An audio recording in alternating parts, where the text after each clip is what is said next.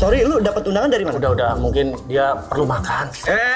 Mau kemana lu? Ada juga nggak enak. Woi, Dobeng, gak kepanasan naik motor. Yang penting kan gak macet. Nih, tuh, Mbak. Nih, ambil semua, Mbak, ambil. Keluarga mana yang sampai sekarang masih makan bareng nih? Tika, tuh anak bentar lagi udah macem-macem, gak bisa diintipin terus. Sekarang juga udah macem-macem. Masa bak? Enggak kok. Duit kalau dikit cukup, kalau banyak nggak cukup. Tapi Tika pengen sih jadi orang kaya. Nggak enak. Pak. Bapak. Pak. Ada apa ya? Tuh, karena Bapak percaya anak-anak yang hidup prihatin akan lebih menghargai hidup. Makanya Bapak pura-pura jadi orang susah. Gimana? Ini beneran.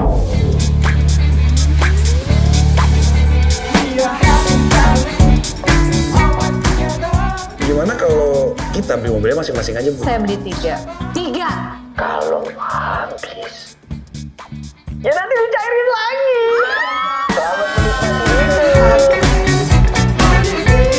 Ini berapa? 19 juta, Mbak. Kamu mau? Mau lah. Ya udah aku beli ya.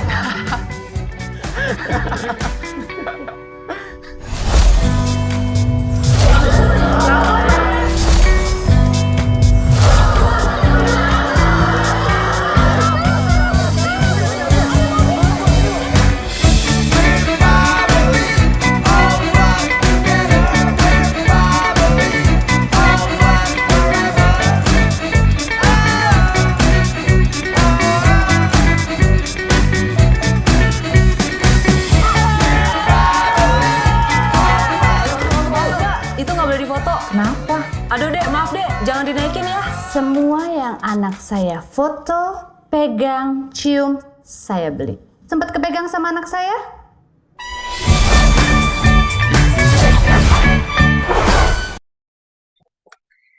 Assalamualaikum warahmatullahi wabarakatuh. Selamat siang, Bapak dosen Edi. Kami dari kelompok 5 akan mempresentasikan tugas kepemimpinan berupa analisis teori kepemimpinan dalam film Orang Kaya Baru.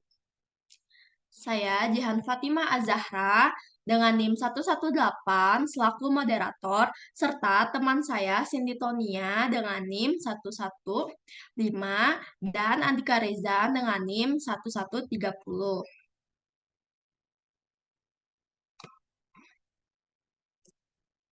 Orang Kaya Baru mengisahkan kakak beradik Tika diperankan oleh Raline Shah, Duta diperankan oleh Derby Romeo, dan Dodi diperankan oleh Fatih Unruk. Yang dulunya hidup di keluarga biasa-biasa saja, mereka dilatih untuk mendapatkan sesuatu dengan susah payah dan bersyukur atas apa yang mereka miliki.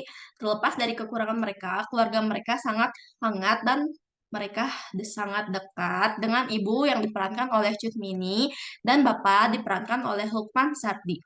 Namun, suatu hari, kedamaian keluarga mereka terguncang dengan meninggalnya bapak yang selama ini menjadi pusat keluarga. Lebih terkejut lagi setelah mengetahui bahwa ayah mereka sebenarnya adalah orang kaya yang hanya berpura-pura menjadi miskin. Dalam sekejap, kehidupan keluarga mereka terbalik dan mereka harus memutuskan apakah uang adalah sumber kebahagiaan atau bukan. Slide selanjutnya akan dibacakan oleh Cindy Tonia. Baik, terima kasih Jihan. Saya akan membacakan tentang analisis teori kepemimpinan dalam film Orang Kaya Baru. 1. Kepemimpinan efektif. Pada dialog di menit 24:48, Ibu berkata, "Kalian tetap harus kuliah, sayang, kita masih punya rumah ini, dan kita jual rumah ini. Kalian selesaikan kuliah, cari kerja buat bantu adik kalian." Pada kondisi itu, Bapak baru saja meninggal. Ibu mengambil keputusan untuk tetap bisa bertahan hidup.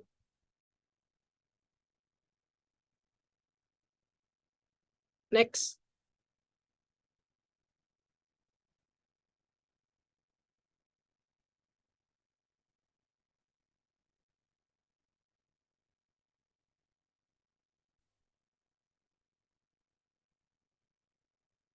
Dua, kepemimpinan partisipatif.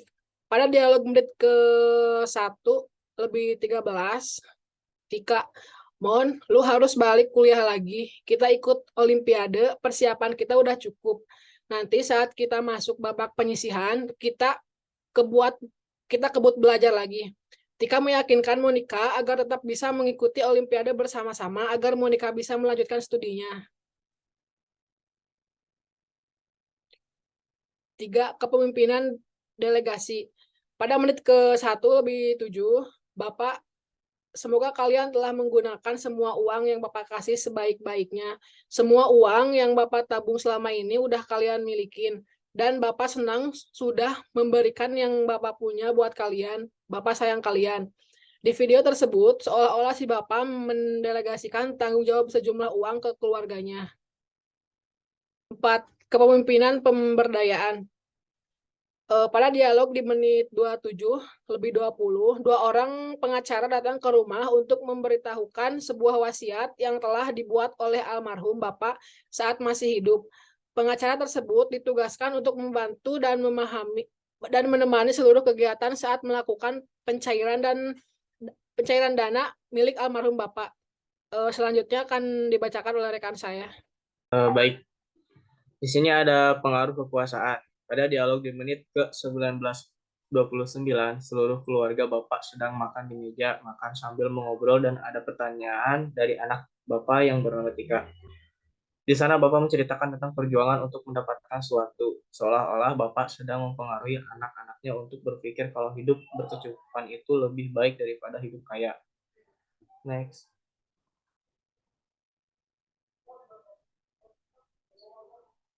Terus di sini ada persepsi dan komunikasi. Pada menit ke-1 jam 7 menit 11 detik terlihat tokoh almarhum Bapak sedang menyampaikan pesan melalui cuplikan video saat masih hidup. Bapak, semoga kalian telah menggunakan semua uang yang Bapak kasih sebaik-baiknya. Semua uang yang Bapak tabung selama ini sudah kalian milikin. Dan Bapak senang sudah memberikan yang Bapak punya buat kalian. Bapak sayang kalian. Next. Pada menit ke-1 jam 27:39, tokoh almarhum Bapak sebenarnya hanya ingin memberikan pelajaran dan antisipasi untuk keluarganya agar bisa lebih menghargai keluarga dan menggunakan hartanya sebaik mungkin. Dan keluarganya tetap bisa mendapatkan harta yang kembali menjadi orang kaya. Next. Pada menit ke-38:05 detik, pada adegan ini terlihat bahwa Tika diberikan fasilitas pendidikan oleh ibunya di universitas yang ia inginkan, mengikuti pembelajaran dengan baik, dan memberikan hasil yang sangat memuaskan pada tugas akhirnya yang Tika presentasikan di kelas. Orang tua Tika memberikan hak yang sepatutnya Tika terima untuk mengembangkannya di masa yang akan datang. Next.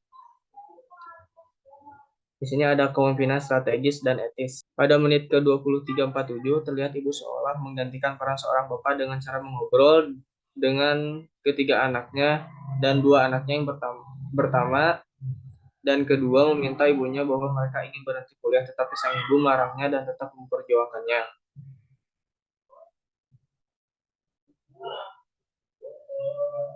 Poin penting dan inspirasi akan dibacakan oleh saya. Yang pertama ada perjuangan. Tika dan Duta adalah dua pribadi yang selalu memperjuangkan apa yang mereka inginkan meskipun terhalang oleh dana. Dan yang kedua, uang bukanlah segalanya.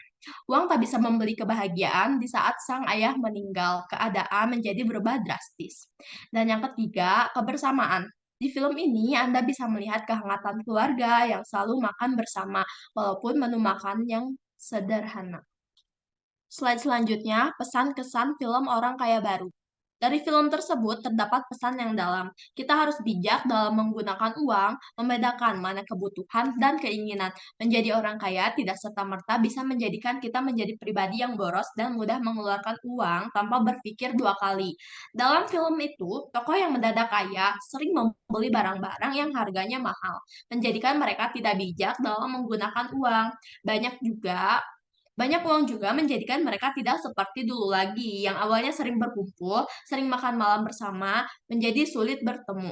Semua anggota keluarga sibuk dengan urusannya masing-masing, membiarkan sang adik kesepian. Jangan lupa dengan keluarga setelah banyak uang. Film ini menurut saya sangat menginspirasi dan sangat menghibur. Ada kekeluargaan, persahabatan, serta romansa yang tidak kental. Kesimpulannya, berdasarkan hasil analisis dialog dan adegan yang dilakukan oleh pemain film Orang Kaya Baru, dapat disimpulkan bahwa nilai-nilai edukatif dalam film Orang Kaya Baru merupakan gambaran nilai-nilai kehidupan dalam bermasyarakat. Nilai-nilai edukatif yang terdapat di dalamnya yaitu nilai edukatif religius, nilai edukatif moral, nilai edukatif sosial, dan edukatif budaya. Edukatif religius yang terkandung dalam film Orang Kaya Baru yaitu sikap sabar ketika menerima cobaan, bersedekah, dan rasa syukur. Adapun nilai edukatif moral yang dapat menjadi pembelajaran, baik atau buruknya moral yang dilakukan dalam film Orang Kaya Baru itu tidak menghargai karya orang lain, menjahati teman, menawarkan bantuan kepada orang tua, meminta maaf, berbohong, sikap pamer, boros, acuh, dan tak acuh. Berprestasi dan kreatif, berkata tidak sopan, mandiri, tanggung jawab seorang ayah, dan kejujuran. Kemudian nilai edukatif sosial yang terdapat dalam film Orang Kaya Baru yaitu nasihat orang tua kepada anak, menasihati sahabat, hilangnya rasa kekeluargaan dalam keluarga, berderma, dan tolong-menolong.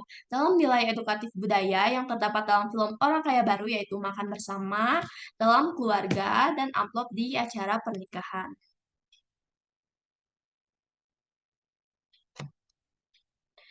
Baik, sekian dari kelompok kami. Semoga nilai positif yang ada di pembahasan film ini menjadi pembelajaran bagi kita semua. Terima kasih. Wassalamualaikum warahmatullahi wabarakatuh.